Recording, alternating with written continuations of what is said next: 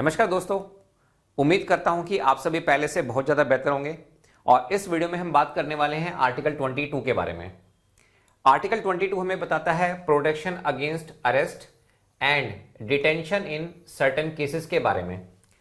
अगर आप मुझसे पूछे कि सर अरेस्ट कितने टाइप के होते हैं, तो ये दो टाइप के होते हैं। एक होता है पुनिटिव, एक होता है प्रिवेंटिव। पुनिटिव ने आपने क्राइम किया, आपको अरेस्ट किया। प्रिवेंटिव में आपने क्राइम नहीं किया, आपको अरेस्ट कर लिया गया। क्यों किया गया? क्योंकि ऐसा माना जा सकता है कि आप डिस्टर्ब कर रहे हैं पब्लिक ऑर्डर को, तो इसको बोलते हैं हम प्रिवेंटिव डिटेंशन। और एक होता है आपके पास पुनिटिव, यानी कि आपने क्राइम किया तो आपको अरेस्ट किया जाएगा।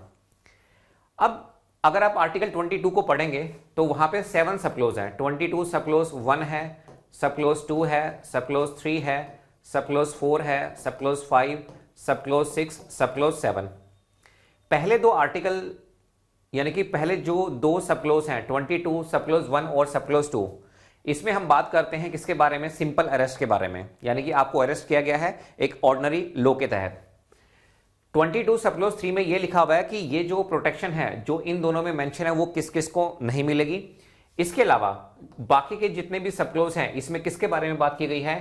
प्रिवेंटिव डिटेंशन के बारे में बात की गई है।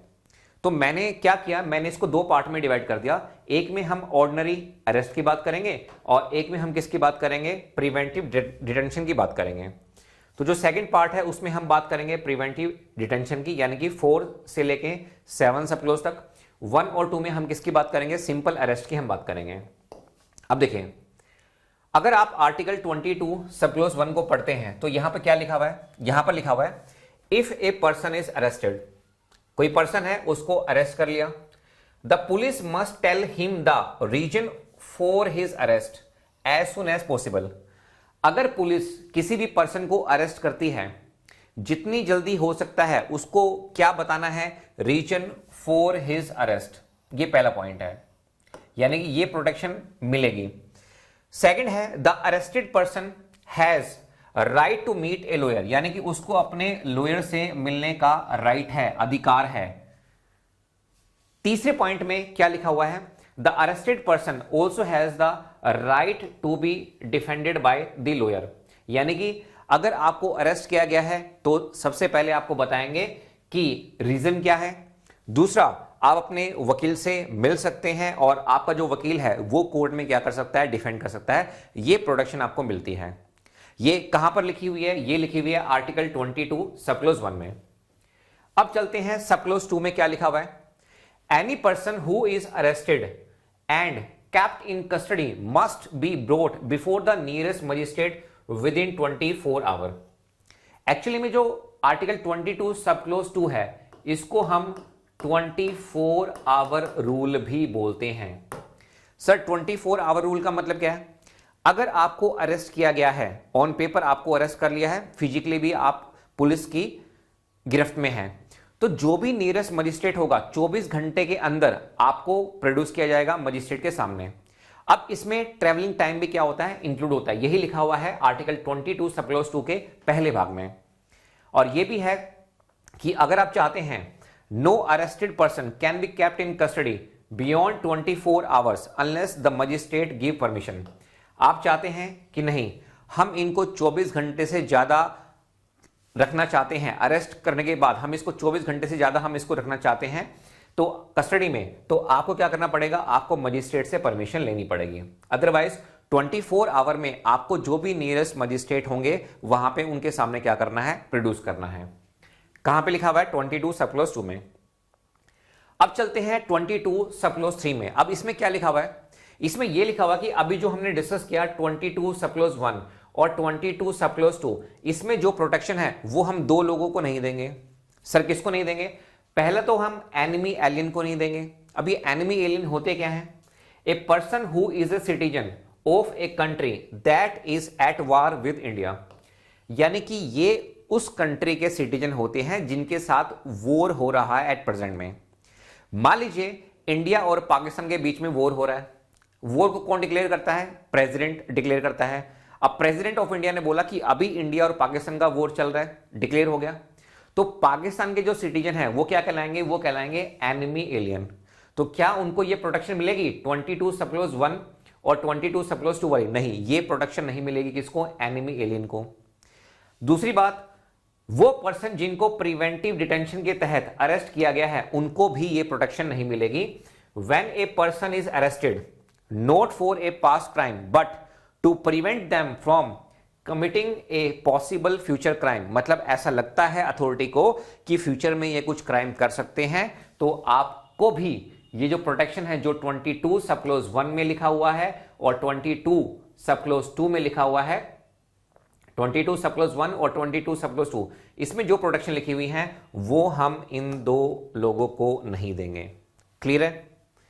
अब चलते हैं नेक्स्ट सब क्लॉज में। अब इसमें क्या लिखा हुआ? देखो, डिटेंशन नॉर्मली आप कर सकते हैं, जो प्रिवेंटिव डिटेंशन है वो आप कर सकते हैं नॉर्मली 3 महीने तक। जब जनता पार्टी की सरकार आई थी 77 में, तो उन्होंने एक अमेंडमेंट लेके आए थे, 44th constitutional amendment act 1978। Morarji Desai साहब प्राइम मिनिस्टर बने थे, तो उन्होंने ये जो डिटेंशन पीरियड था इसको 3 महीने से 2 महीने कर दिया था, लेकिन वो इंप्लीमेंट नहीं हो पाया था। आप चाहते हैं कि हम इसको 3 महीने से, जो भी पर्सन अरेस्टेड है प्रिवेंटिव डिटेंशन में, आप चाहते हैं कि इसको 3 महीने से ज्यादा समय तक क्या किया जाए? डिटेन किया जाए। तो आपको परमिशन लेनी होगी किसकी? एडवाइजरी बोर्ड की। अब इस एडवाइजरी बोर्ड में होगा कौन? Made up of high court जजेस, हाई कोर्ट के जज हो सकते हैं, एक्स जजेस हो सकते हैं, या फिर those qualified to be high court जजेस। वो क्या करेंगे? वो रिव्यू करेंगे केस का, agree that there is enough reason, यानी कि जो रीजन है वो एनफ होना चाहिए कि आप क्यों इस पर्सन को 3 महीने से ज्यादा तक डिटेन कर रहे हैं। 3 महीने तक कर सकते हैं, 3 महीने के बाद अगर आपको करना है तो परमिशन कहां से आएगी? परमिशन आएगी एडवाइजरी बोर्ड से। अच्छा, दूसरी बात, अगर पार्लियामेंट चाहे, parliament can set A maximum limit for how long preventive detention can last. अगर पार्लियामेंट चाहे तो मैक्सिमम जो लिमिट है वो कितने समय तक आप डिटेन कर सकते हैं, पार्लियामेंट सेट कर सकती है, लॉ बना सकती है। कहां पे लिखा हुआ है? ये सबसे लास्ट सब क्लॉज में लिखा हुआ है, 22 सब क्लॉज 7 में यही है। तो कहने का मतलब ये है 22 सब क्लॉज 4 से लेके 22 सब क्लॉज 7 तक ये जितने भी आर्टिकल हैं यहां पे सब क्लॉज वाले, ये किसके बारे में बात करते हैं? ये बात करते हैं प्रिवेंटिव डिटेंशन के बारे में। ठीक है, अब हम बात करते हैं नेक्स्ट 22 सब क्लॉज 5 के बारे में। ये क्या कहता है? If a person is kept under preventive detention the authority, अब अथॉरिटी क्या होगी? या तो गवर्नमेंट होगी या फिर क्या होगा? Officer. Who ordered it must tell the person, उस पर्सन को बताना होगा the reason why he is being detain.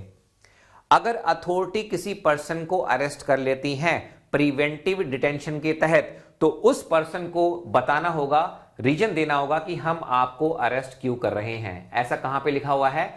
Article 22 sub clause 5 में लिखा हुआ है।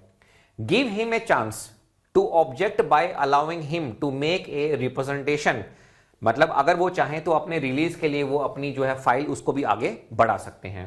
तो ये कहां पे लिखा हुआ है? ये आपका लिखा हुआ है आर्टिकल 22 सब क्लॉज 5 में। अच्छा, नेक्स्ट में क्या लिखा हुआ है? जब कभी भी सरकार किसी को प्रिवेंटिव डिटेंशन के तहत अरेस्ट करती है तो वो बहुत सारी बातें नहीं बताती है। अगर सरकार चाहे तो सिर्फ एक बात कह सकती है कि हम इस पर्सन को अरेस्ट कर रहे हैं, और वो जो रीजन देगी वो ये देगी, प्री जुडिशियल रीजन देगी सरकार, prejudicial to public order,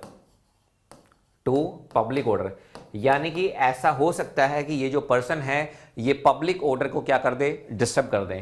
तो जितनी भी मिनिमम से मिनिमम जो रिक्वायरमेंट है डिटेल की, वो सरकार जो है वो दे सकती है। तो इसमें लिखा हुआ है द गवर्नमेंट और authority is not required to share all the details of the detention, पूरी की पूरी डिटेल देने की जरूरत नहीं है, ऐसा कॉन्स्टिट्यूशन में ही लिखा हुआ है। अब रीजन क्या है? रीजन है भाई नेशनल सिक्योरिटी। अगर आपको पता है everything is possible in love, war and national security, सरकार कहती है कि भाई ये जो मुद्दा है ये किसका है? नेशनल सिक्योरिटी का मुद्दा है, तो भाई हम सारी की सारी बातें यहां पे डिस्कस नहीं करेंगे। If some fact are considered against public interest, public interest का मतलब क्या है? Sensitive information, national security, confidential confidential intelligence they can be kept secret from the detained person। तो जब कभी भी नेशनल सिक्योरिटी की बात आती है, कॉन्फिडेंशियल इंटेलिजेंस की बात आती है, सेंसिटिव इंफॉर्मेशन की बात आती है, तो सरकार जो है वो पूरी की पूरी डिटेल शेयर नहीं करेगी, वो मिनिमम से मिनिमम क्या है डिटेल शेयर करेगी। ये लिखा हुआ है आर्टिकल 22 सब क्लॉज 6 में। अब आते हैं आर्टिकल 22 सब क्लॉज 7 में। लास्ट सब क्लॉज है ये इस आर्टिकल का 22 का। इसमें मोटी मोटी बात ये लिखी हुई है कि पार्लियामेंट अगर चाहे तो वो लॉ बना सकती है। सर किसके ऊपर लॉ बना सकती है? प्रिवेंटिव डिटेंशन के लिए। सर उसमें लॉ क्या बनाना, वो तो पहले बना हुआ है। तो आप मुझे बताओ लॉ क्या बना हुआ है? 3 महीने तक आप क्या कर सकते हैं, डिटेन कर सकते हैं। उसके बाद भी अगर आप चाहें, आप डिटेन करना चाहें और आप चाहते हैं कि हमें एडवाइजरी बोर्ड से अप्रूवल नहीं लेना है, तो इस केस में भी जो पार्लियामेंट है वो लॉ बना सकती है। पार्लियामेंट का मतलब क्या है?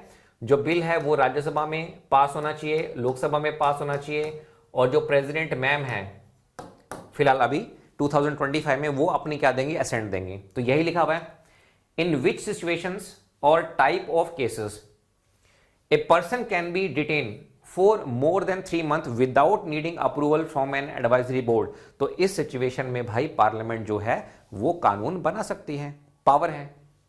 अच्छा, अगला पॉइंट क्या है? The maximum time limit A person can be kept in preventive detention for different category of cases. तो जो मैक्सिमम टाइम लिमिट है वो भी जो है पार्लियामेंट चेंज कर सकती है। And the rules and procedure that N advisory board must follow while reviewing detention cases. तो जो रूल्स हैं और जो प्रोसीजर हैं एडवाइजरी बोर्ड को फॉलो करने हैं जब क्या करेंगे, वो रिव्यू करेंगे डिटेंशन केसेस को। तो मोटी मोटी बात ये है कि ये जो आर्टिकल है 22 ये किसके बारे में बताता है? ये बताता है protection of arrest and detention in some cases. तो मैं उम्मीद करता हूं कि वो आपको ये आर्टिकल समझ में आया होगा। Thank you.